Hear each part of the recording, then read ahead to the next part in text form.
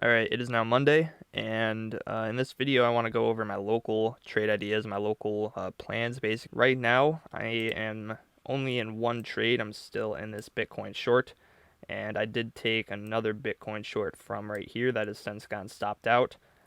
This was a really nice trade. I took out a lot of profits, first down around these lows, and then around these lows.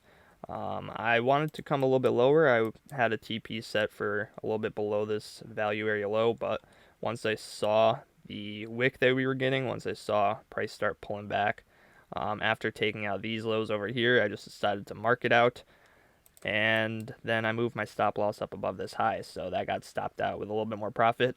So this SFP trade, ended up playing out very well, even though we didn't come down to this low, which I was hoping we would, and maybe we still make our way down to that low. But yeah, that trade got stopped out, and the Ethereum trade I was in also got stopped out. I took out some profits around these highs, and then I moved my stop to entry. I got stopped out right here. So right now the only trade I'm still in is this Bitcoin short over here, which I may consider closing out if we see some more bullish signs around the lows of this range. I may just consider closing this thing out. But for right now, the next two plans I'm looking at are either an SFP of this low into the value area low. This is a setup I've seen a lot of times, and it's worked out for me in the past. So if we see an SFP of this low with confirmations, bullish divergences, liquidations on Coinalyze, then this is an idea I'll be watching. And also we have a 1 hour order block right up around the value area high. So you can also pull a fib and see that the golden pocket 786 lines up right around that order block. So very locally, those are the two ideas that I'm looking at. And I would probably also be paying attention to the high and the low. If we get a move towards any of those and we SFP it, then that would be something that interests me. But other than that, these are really the main ideas I'm looking at this point. So I think I will, do another update if one of my levels gets hit, see if I can't take a trade. Alright, so it's a few hours later, and I just took this short. We came up to hit the 1 hour order block and the value area high I was looking at, and we got a very quick move to get up there. I thought I was gonna, see this low be taken out first, but we kind of front ran it, got a very quick move up to this order block, and we did see some divergences as we did that. You can see this 6 minute divergence didn't even confirm yet, but momentum is a lot lower than where it was at with this high, yet price made a higher high. Basically, this move was so fast, momentum came down a lot from this drop, and that made it easy to form divergences as we got that quick move to the upside to put in a slightly higher high. You can see those divergences a little cleaner on the 3 minute, on the 2 minute as well.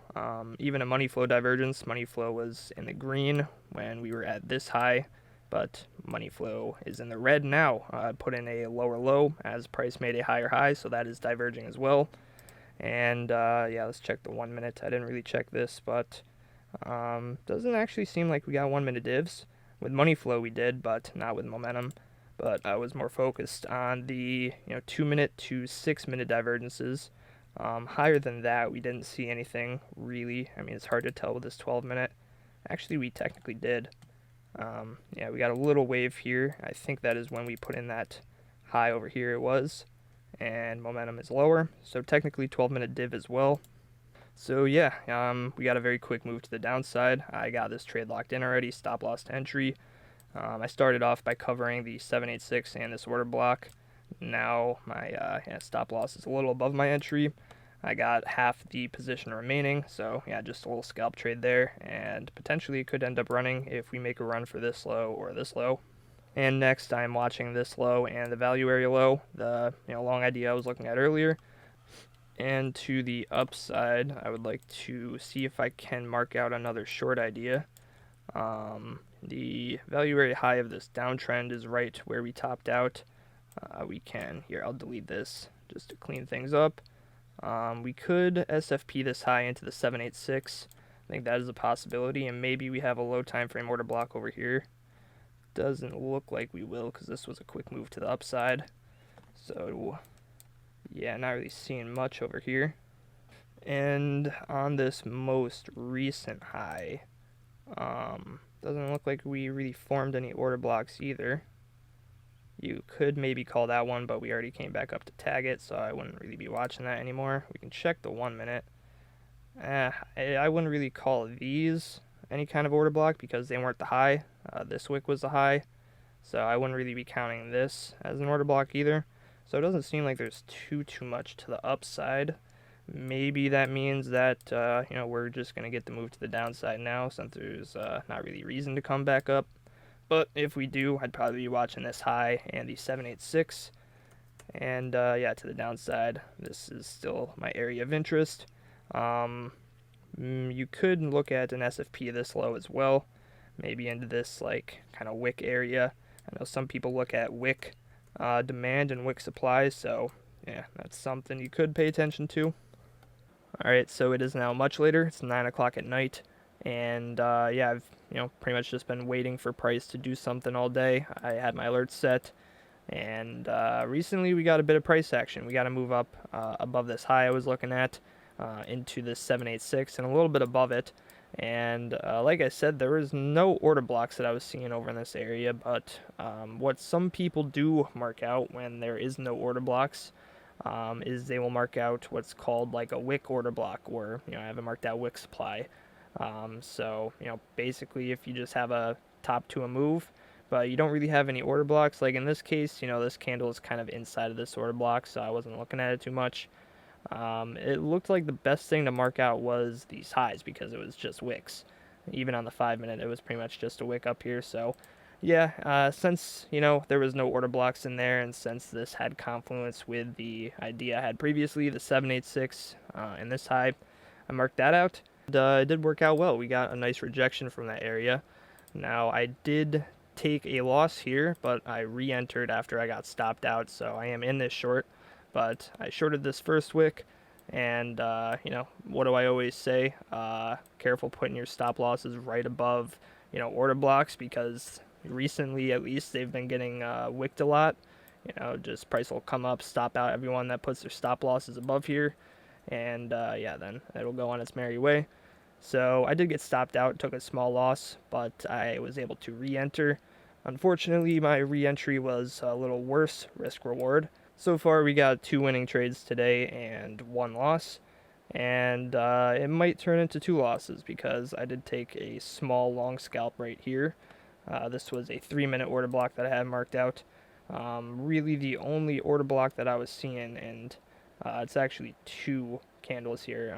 I counted this as the order block, but then I decided to just cover this area as well. Didn't matter because we came down to where that 3 minute order block was, so I could have just had that marked out. But since it was so small, decided to count that other candle.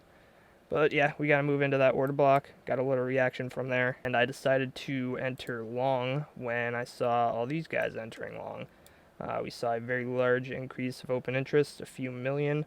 At least according to this, I don't actually know if this is accurate. I don't know if this is actually calculating how many long positions or how many positions are open, but it went from 480 million to like 485. And you can see CVD increased, showing that those positions were long. So yeah, pretty much that was my confirmation for that trade. We didn't see any divergences on this way down. The 1 minute was oversold. And honestly, money flow looks like we could continue moving lower, but I wanted to hedge myself, and it looked like we might, at least come up for a lower high.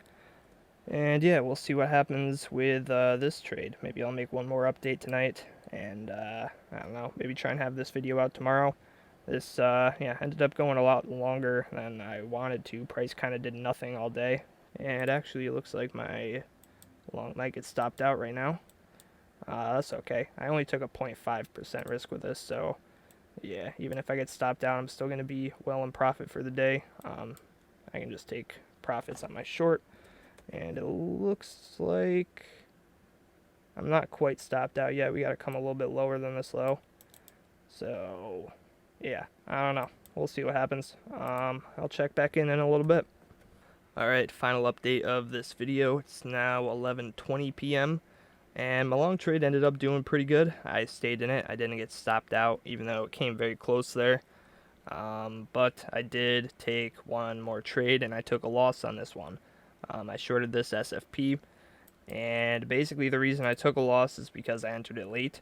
If I entered right off the reaction, I definitely could have locked in a profit with this one, but I made the decision to wait a little bit on it. I wanted to wait for a 5-minute candle close, and then by the time the 5-minute candle closed, I was thinking, maybe it will come back up for a retest to the golden pocket. We never ended up doing that, and so I had to mark it in somewhere down here a little late. And yeah, because of that, I didn't get a chance to lock this one in. We only came 0.18% down from my entry. I was looking to lock this in a bit lower. Never got the chance to. Ended up taking a loss on it. So overall, let's see. Today, I locked in about 1% with this short trade before I got stopped out at my entry. Maybe a little bit more than 1%, but we'll just round it down. I locked in 1% with this trade, but I took a 0.5% loss on this one right before I entered, so in total I locked in 1.5% now, just about. Then I entered this long trade. Right now I have 1% locked in with this, so 2.5%, but I took a 1% loss here. So in total up 1.5% on the day, after taking 1, 2, 3 trades, because I took 2 here, 4, and then 5. Could have been a lot better, could have been a lot worse. I still have some unrealized profits for this long, and I'm probably going to put my stop down below this low just to lock in a little bit more. And right now we have come up around the highs. We didn't SFP it yet.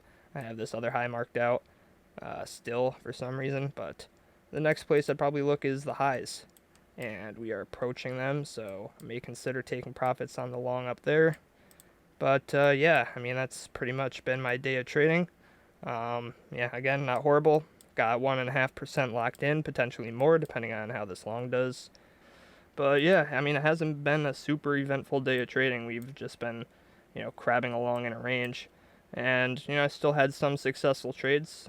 Anyways, thank you all for watching. If you enjoyed, please consider leaving a like and subscribing. Really appreciate it. And I will see you all in the next video.